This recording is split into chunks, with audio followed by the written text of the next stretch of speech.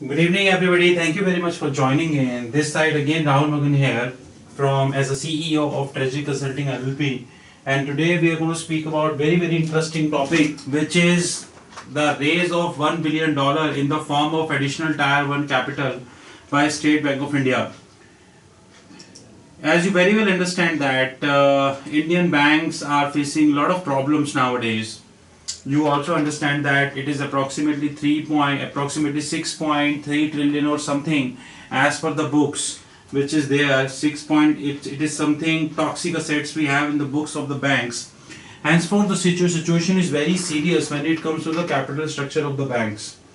If we carefully see that the NPAs of the banks are rising at a very fast way, I think this is beyond the limitation of Reserve Bank of India. I don't think that Reserve Bank of India is in a position to mitigate these things. But nonetheless, so what is something which is happening that, and which is very a very unique stuff that has happened. Last week, State Bank of India came up with a notification that they would like to issue AT1 bonds, which is also known as additional Tier 1 bonds, in the market. Now, what SBI really interested in doing that they would like to issue a bonds worth of $1 billion into two tranches, which is 500 million each. And the best part about this bond is that they are perpetual in nature, which is a very excellent stuff. The rationale here is that today we do not have even a single corporate or a bank in India who is having perpetual bonds in the books. And SBI is coming up and saying that we wanted to have a perpetual bond in the books. The purpose of this video is not to update you that SBI is coming up with a perpetual bond or not, or how much tranches they are dividing into etc. The purpose of this video is to let you know that exactly how SBI would price this. So moving forward, State Bank of India to issue 1 billion bonds via AT1. AT1 stands for additional Tier 1, which is perpetual bonds kind. Bonds are having perpetual tenor, but they would have an embedded call option of 5 years. Now, what do you mean by embedded call option? Embedded options are the options which are already synced with the product. Now, here we are talking about bond. It could be treasury bill, it could be treasury notes, etc. Now, what would happen? Now what would happen that SBI had made a call option in that regard, and Treasury Consulting LLP feel that the having of embedded call option is something very negative. They should have created a put option. But nonetheless, let's move on. As per the research reports we have in the market, Indian banks need approximately 1.2 trillion, which is roughly 1,20,000 crores over the next 3 financial years till 2018-19. This includes 40,000 crores in common equity via Tier 1 and 71,000 crore AT1 bonds. Fourth point, Indian banks are sitting on $6.3 trillion, 6.3 trillion INR of toxic assets. Now 6.3 trillion is very simple to calculate. This is 6,30,000 crores of toxic assets, and having the capital adequacy ratio of less than 10%. So if we carefully see, 4 out of 25 state-owned banks are having capital adequacy ratio of less than 10%.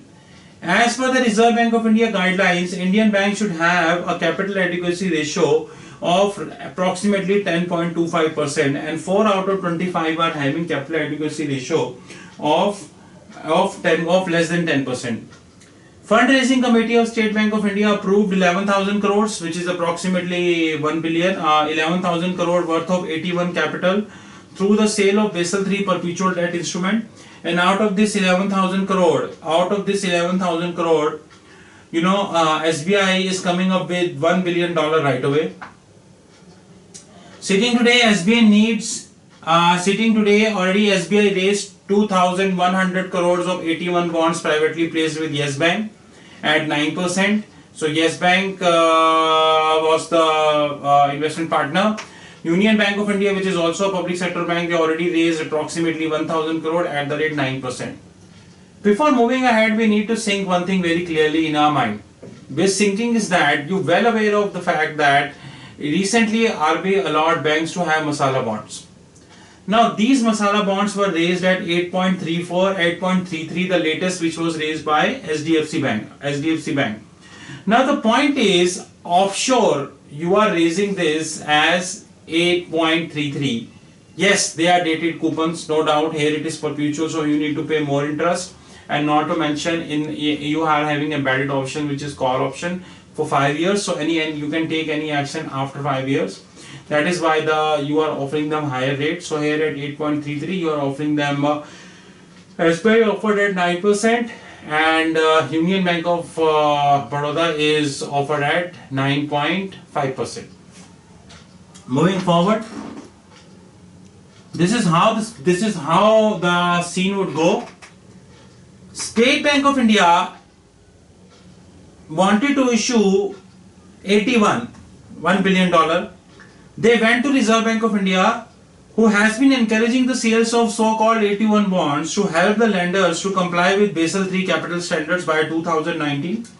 Because we all understand that from 2019 Basel III is getting applicable, and at the same time 2019 your IFRS is also getting applicable. Indian banks required approximately 90 billion in additional capital to meet the target, and most of this money needed by state and lenders, not by the foreign and the private banks like JP Morgan, HSBC and so on and so forth. To run the show, State Bank of India hired these people: Bank of America, Citibank, JP Morgan Chase, HSBC, National Bank of Abu Dhabi, State Bank of India, your SBI Caps, and SCB. SCB stands for Standard Chartered. But there are three important questions that is very much valid while raising this so-called perpetual AT1 bonds. Number one question is, at what yield SBI would offer this rate? Because if I'm not wrong, ICICI Bank raised $500 million of bonds from Singapore, if I'm not wrong, and the yield was approximately 4.5%. So your benchmark is 4.5%. You all understand the meaning of the swap spread. Swap spread is nothing but the difference between government security and corporate bonds. So if a government security is offering, or government security should offer a less yield than a corporate bond. That is what risk premium it is all about. Second important question: would SBI credit default swaps? Would SBI include credit default swaps in the interest rate, and it is trading approximately 2% or something greater than 2%. Now SBI CDS stands for credit default swap. We all understand that State Bank of India, if I am going to invest in a State Bank of India, I wanted to secure my money. But can I secure my money? No, I am not authorized, I am not been able to secure my money. The rationale is very clear: unless otherwise I take the CDS. And how I am going to take the CDS? I have to go to the people who are selling the CDS, because I am the buyer of the CDS. If I am the buyer of the CDS, and if I am not properly compensated, by State Bank of India, then nothing like it. I am not going to subscribe to State Bank of India. So I would like to have a proper compensation from State Bank of India in that regards. To have a proper compensation from State Bank of India, I need to make sure that SBI is including the CDS pricing also in their bonds. So if they are issuing the bonds, if today 10-year USD stands for 10-year United States Treasury bond is trading at 1.61% roughly, then I need to add 2% in this. So this stands at 3.6%. Number one. Please be note that we are taking the pricing of USD, which is risk free, because this is secured by United States. But we are here talking about SBI. So the risk premium we are not adding as of now. Another, would SBI also include the CDS of India as well, which is trading closer to 100 basis point? Now what do you mean by CDS of India? CDS of India means what would happen if India as a country fails. The institution fails, the government fails, you are not in a situation to pay, the business model fails, or anything could happen. So ultimately an investor need to cover both the risk of SBI and risk of India. And risk of SBI is approximately 2.5%, but we here took an example of 2% because this is what we are making a video. And the risk of India is closer to 100 basis point, because for China it is approximately 108 basis point. If you add all three, which is US Treasuries 1.61%, you add 2% CDS, total is 3.6%. You add 100 basis point, which is 1% of India, you will get to know 4.6%. Ultimately the cost will rise. But never forget, you are not including the premium in this. What do you mean by premium? Premium is the premium of the SBI. Because SBI is not a government. SBI is not, it's a government institution which is having the sovereign guarantee from India. So SBI risk premium will not be zero, it will be close to 100 basis point. If I add 100 basis point to 4.6%, this also includes, this will end up to 5.65%. So purpose of the videos is very simple. Number one, should SBI raise this bond now or they should wait? Number two, we clearly understand that Federal Reserve is highly pressurized to increase the interest rates. And sitting today, Fed rate is 0.5%. And there is a big probability that if not September, then by January, Janet Yellen will increase the interest rate by 25 basis point. If today it is 0.50, it would increase by 25 basis point, then this would end up to 0.75 basis point. And there are a lot of prediction in the market that by 2017 the interest rate would move to approximately 1%. So they would add another 25 basis point in that regards. If an American who's sitting in US getting 1% on local currency, then why he should invest in India, who is giving an annual return of 5.5 or 6%? Because we all understand that Urjit Patel, which is a new government, he also having lot of pressure from the government as well as the corporate body to decrease the interest rate. And if we decrease interest rate, then India would face reverse carry, and I may not be surprised that these all ratios tend to increase, or INR will move towards the sudden depreciation. So these are the very important questions which SBI should consider. Please do not forget that Federal Reserve is in a deep mess. Not mess, pressurized to increase the interest rate. And if they increase interest rate from the present 5% to 1%, then this is a cause of concern for us. This is seriously a cause of concern for us, because INR, because dollar will flow out of the country, liquidity would reduce, and if liquidity would reduce, then it would be an issue.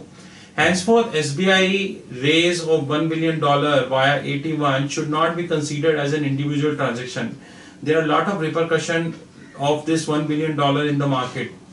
And to hedge the $1 billion, SBI needs to take the hedging cost via principal only swap, coupon only swap, and cross currency interest rate swap. That we are going to cover in the next video. But this is again not going to be cheap for SBI. So SBI would end up having between 7% to 7.5% of money, which they could easily raise. What would be the approximate cost of this TV1, which is roughly the cost of external commercial borrowing for a corporate in India for roughly that period amount of time.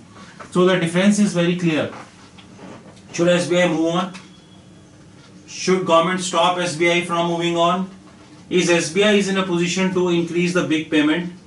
Should SBI be stopped, or should SBI would continue to do, and then there would be huge mess up in the books of the books of SBI, and then government will take care of this mess up. This was all about today's video. The purpose was very simple, is just to introduce you why SBI would like to raise AT1 bonds, because these are the perpetual tier bonds which SBI wanted to raise in Basel III. They wanted to bolster their capital, but there are a lot of repercussions. We have this bond which I told you. We need to consider this repercussions before allowing this bond. You all are speaking with, I hope you like the video. You all are speaking with Treasury Consulting LLP, and you are welcome to connect with us. These are our business domain. You can see that we have publication, knowledge commerce, training domain, corporate and management consulting, auditing, risk and assurance, accounting domain, B engagement, that stands for business engagement. B engagement stands for business school engagements. Fintech stands for financial technologies. These are our brands where we are available. We have a brand which is foreign exchange Maverick Thinkers, which is available on Dailymotion, Dropbox, LinkedIn, Skype, SlideShare, WeChat, Facebook, Telegram, WhatsApp, Google Blogs, YouTube, Dailymotion, and everywhere. You are always welcome to contact us. Our clients are these following.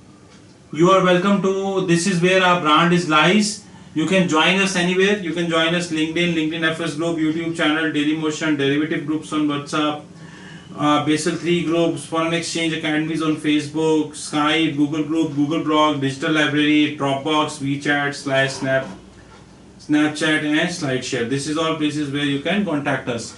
This is where our contact details. I hope you like this video, but before winding up the video, I would like to stress one fact again. It is very nice that Reserve Bank of India opened up the masala bond markets and now AT1 markets for the bank to come out and have that. But at the same time, we clearly need to understand that we should have an infrastructure for that, and there should be a public acceptance of that. Currently, we do not have the public acceptance in that regards. Henceforth, we need to educate the people, and to educate the people, you need not to have more trainings. Rather than you should have some investment in the form of increase in learnings and so on and so forth. Henceforth, AT1 looks very fancy, but once they will get converted into reality, then it's going to be a very big issue. Like you have anyone in any big four or that way. I hope you like the video. These are our contact details, and you're always welcome to contact with us. We try and upload more new videos, more new concept, and hope to see you soon. Thank you very much, and have a great learning.